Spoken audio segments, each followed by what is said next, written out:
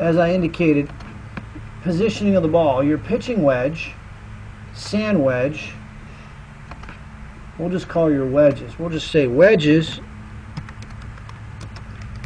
in the center of the chest.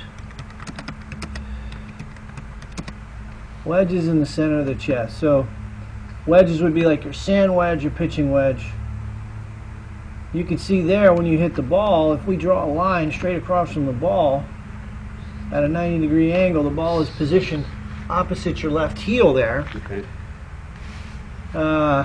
So that's why it goes to the left as well, because what happens is the golf club, when it bottoms out and reaches the bottom of its arc, It's swinging around. it's right, it's making an arc. That's right, the club is closing, and if the ball's over here, it's closing, and it should have been, the ball should be more in the middle. So that's one issue that we can fix, sure.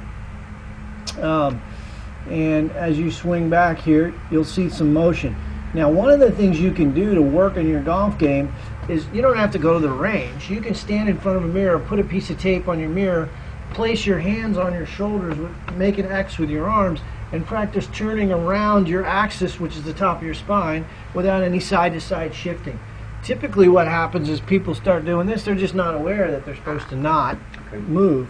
So if we look at sort of a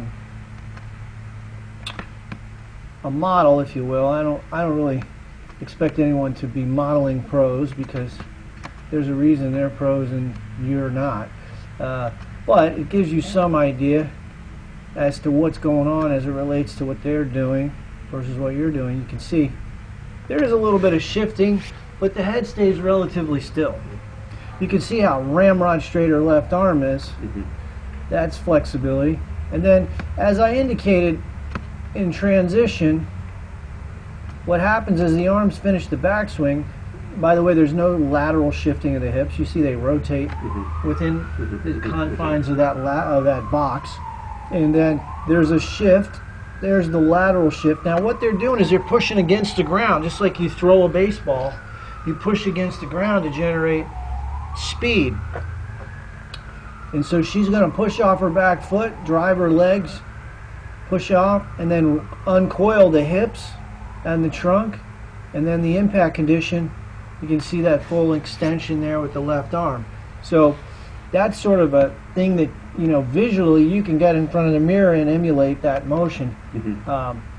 But, your major issue was, as I said before, you're moving your head a lot,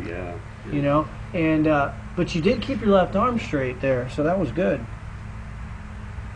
You do manage to hit the ball. Amazing. But what's interesting, you got a lot of good components to your swing. That impact position is really good. You're just moving too much side to side. Okay. So how do we sort of monitor how much head movement there is? Well, you change the angle your shoulders rotate on. So if your shoulders turn on a horizontal plane, more parallel to the ground, there's a lot of movement. But if your shoulders turn on a more tilted plane, your head won't move as much. Okay. Does that make sense? Yes. Yeah. So, think of the shoulders rotating perpendicular to the spine. If the spine's at 45 degrees, the shoulders turn at a perpendicular. If I was at 90 degrees, if my spine was 90 degrees, my shoulders would be perfectly parallel to the ground. But since we tip forward, now you can see that. So that's sort of a way to monitor that. You got a good golf swing, though, and you're going to have fun playing this game because you got a good swing. The straight arm thing is huge. Yeah, some of that shoulder flexibility, if you've had any injuries in your shoulder or whatever, we're just working on yoga, man. I tell you, I go to yoga. I got a herniated disc in my L4, L5. I went to yoga this morning, and my wife goes with me sometimes, and these women, man, their hips are so flexible, and men, we're just not that flexible. But for whatever reason, it alleviates some of the pain, and I don't have to be on medication all the time and getting surgery. They want to do surgery, but I'm fighting it tooth and nail. This back surgery is a crapshoot, to be honest with you.